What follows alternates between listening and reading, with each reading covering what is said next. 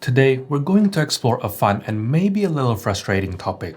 Design trends that look amazing but just don't cut it in real life, either because they're unsafe or just completely impractical. Ever seen a beautiful staircase that is clearly not safe to use, or maybe a fancy doorless bathroom?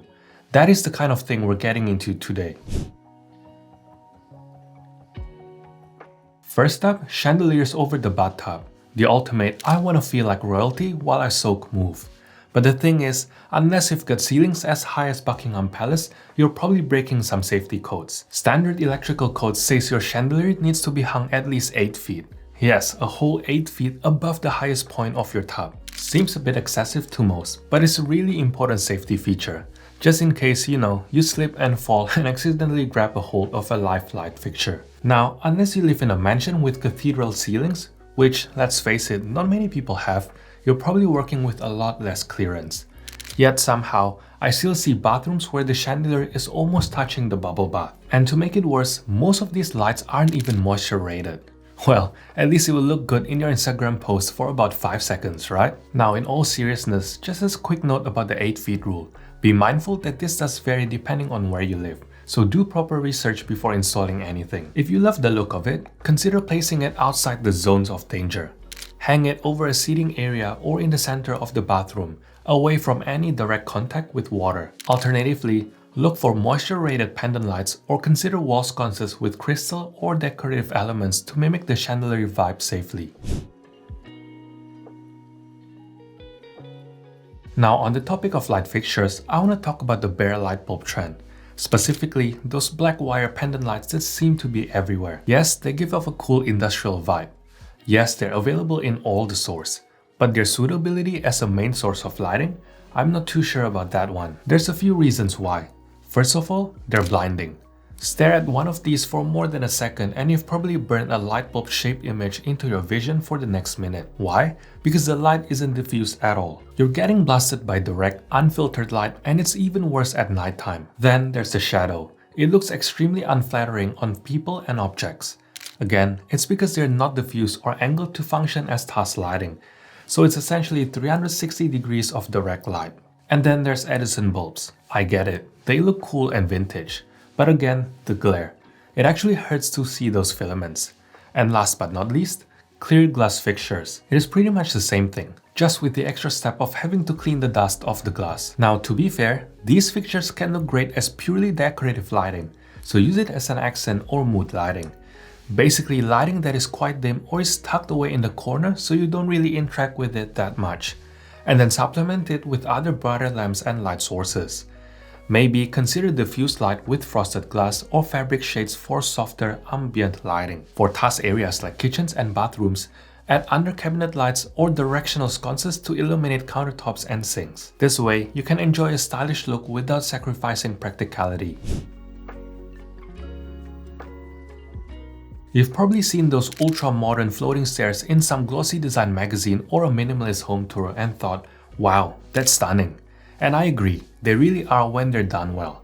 They open up spaces and make them feel a lot roomier, and also see them as an architectural feature in themselves. But every time I see them without a balustrade or without a handrail, all I can think of is who's trying to win the most dangerous home award. I've come across many homes that don't have any railing or baluster that prevents you from falling over the edge, and I've literally got no idea how it got through. They clearly violate safety codes. With a floating staircase, I've seen many where they've just cantilevered the steps and not installed any glass or wires on the side to prevent falls. Maybe it's fine where they're from. In Australia, it definitely is not. Sacrificing functionality purely for looks is not what good design is about. So, if you love the look of floating stairs but want to keep your family safe, consider integrating transparent glass railings or minimalist cable systems. These options maintain the open, airy feel while providing essential support. If you're worried about design aesthetics, you can choose a railing material that complements the rest of your home's material. I think that the doorless bathroom trend is honestly quite ridiculous.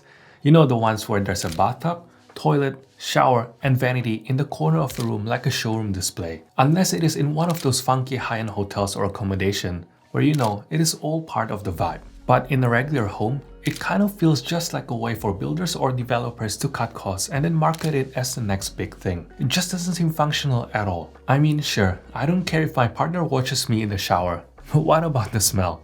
I don't care how close you are to someone, there are some things best left behind a closed door, and God forbid you get food poisoning. Trust me, no one wants to marinate in that aroma as it drifts through the house. There's no way that you can contain it to one room. And don't forget about the steam. Sure, an open concept sounds nice until the steam from your shower turns your adjacent room into a breeding ground for mold. Unless you've got one of the best exhaust fans on the market, there's going to be trouble. And what if you've got a different schedule to your partner? How are you going to get ready without waking them up? At least with the door, you can keep the light and noise somewhat contained. I personally think that these bathrooms only work if you have other traditional closed bathrooms in your home for daily needs, and the open bathroom is a secondary option for occasional use.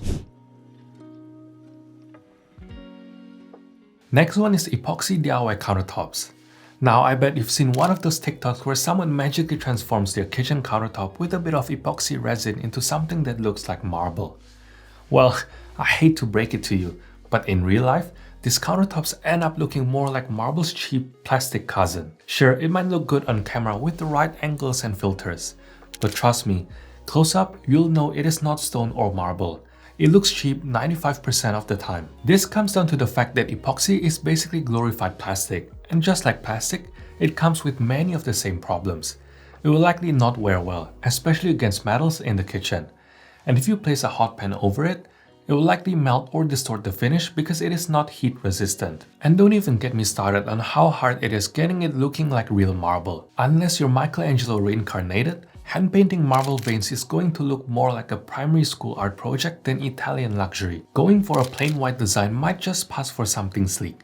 But really, a DIY marble job is not easy as it looks. Installing epoxy is also not necessarily cheaper and easier than affordable countertops like laminate. It is often really messy. The self-leveling nature of many of the kits means that epoxy will run towards the edges of your counters and drip off, so you have to be prepared for that. If you're considering epoxy countertops for their affordability and DIY appeal, make sure to apply multiple coats of high-quality food-safe sealant to add extra protection. Also keep a set of trivets handy to avoid placing hot pans directly on the surface. And if you're new to DIY, maybe start with a smaller project, like a bathroom vanity, to practice your technique before tackling a larger area. Okay, now let's talk about the micro backsplash or no backsplash trend. It's gotten popular because people want to bring the cozy, lived-in feel from the rest of their home into the kitchen. And ditching hard surfaces like backsplashes is one way to create that softer, more inviting look. Now I agree they definitely do look nice on social media, but if you take a closer look, you'll notice that they're often in pied-à-terres or tiny studio flats where the kitchen gets used more for Instagramming than actual cooking. Or they're made for people whose idea of cooking is microwaving a meal and boiling a kettle for a cup of tea. Now for the rest of us who actually use our kitchens, skipping out on a backsplash is not a good idea. They protect your drywall from splashes, spills, and oil splatters. And you can't deny they're a great way to add drama and interest to a kitchen. Sure, you can get kitchen-specific paint that is water-resistant and grease-proof. But paint is never going to be as durable as tiles or glass. You could slap on a special protective coating that forms a plastic-like layer, or go the DIY route with plexiglass to protect it, but it will look cheap. Then there's a micro backsplash or kick which goes a couple of inches up the wall, giving you that sleek no backsplash look while still keeping the walls kind of safe. While better than no backsplash at all, it still doesn't help with oil splatter. If you take a closer look at the work of popular designers who are using short backsplash, you'll notice that most of the cooking areas still have a full backsplash because they're so important to protecting your kitchen walls. Hopefully you realize now that a lot of popular trends on social media have to be taken with a caveat. Not everything is suitable for everyone, and functionality has to come first before aesthetics. A lot of people are starting to install crazy textured tiles like pebbles or stones to make their bathroom look like expensive spas. And sure, it gives your bathroom a unique natural look and is affordable, but like all of the trends in this video, there's a catch. Cleaning these stones is basically a full-time job. Puddles can form around the uneven stones, which is the perfect breeding ground for mold. Soap, scum, and dirt also gets caught in between them, which requires regular maintenance. A lot of these stones are also permeable, so they need to be sealed more frequently than manufactured tiles. I think in most cases it is better to go for a regular tile, and the good news is that there are still so many variations to choose from. This one isn't so much of a trend than just a common design mistake. Many people centered their couch around their fireplace and then put their TV above it because it seems like the most logical place. The only problem is that it makes your TV the focal point of the room, but often not in a good way. And it makes you crane your neck like you're watching TV from the front seats at the movies. Seated eye level is the best height for a TV. Now I totally understand that a lot of this has to do with how badly many homes are designed, where there's just nowhere else to put a TV. So, what do you do when your fireplace already takes that spot? If there's space around the room, you may consider placing your TV on the wall perpendicular or opposite to your fireplace and rearrange your sofa to face that way. Or place the TV beside the fireplace if the walls are wide enough. Otherwise, consider using a tilting or pull-down mount to adjust the TV to eye level when watching for an extended period. Or if you're lucky enough to have extra rooms, I've seen many people dedicate a smaller room for TV watching or home theater, and then leave the main living room for gathering and family time without a TV. So, the next time you're tempted by a stunning trend, remember, design should not only look good but also work well in real life. If you enjoyed this video, check out this video on 11 design trends that are overdone, and this video on design trends that are often badly done.